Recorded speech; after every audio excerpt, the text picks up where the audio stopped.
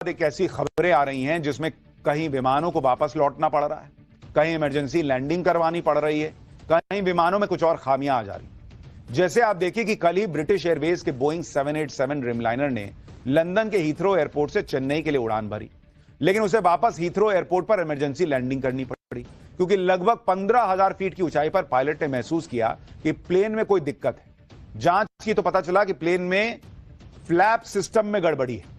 Ahmedabad plane crash में भी एक आशंका यही जताई जा रही है कि विमान के फ्लैप में गड़बड़ी की वजह से विमान ऊपर जाने की बजाय नीचे गिरकर फट गया, लेकिन गनीमत रही कि ब्रिटिश एयरवेज के विमान के साथ ऐसा नहीं हुआ।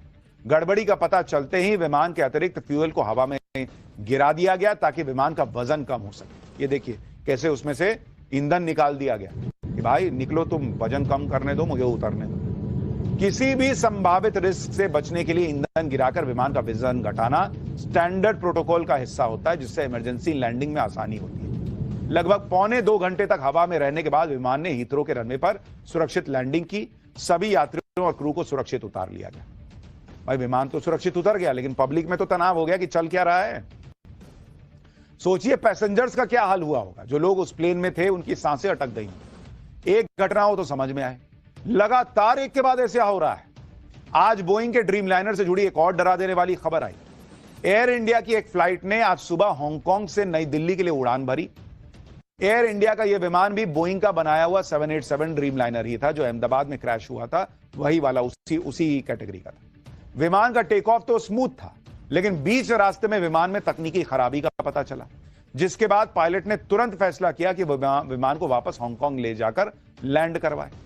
इस दौरान पायलट और एयर ट्रैफिक कंट्रोल के बीच क्या बातचीत हुई, एक बार सुनिए आप। Technical reasons, sir, we'd like to stay closer to Hong Kong.